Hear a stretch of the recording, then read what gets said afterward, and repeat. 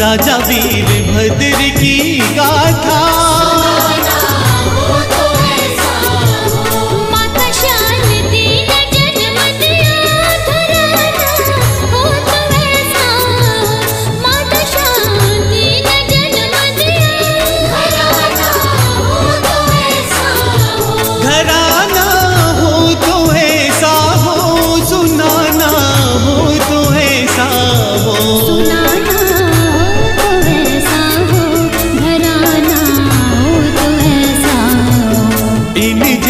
ना कोई है हुआ ना कोई फिर कभी होगा, राजा वीरभद्र की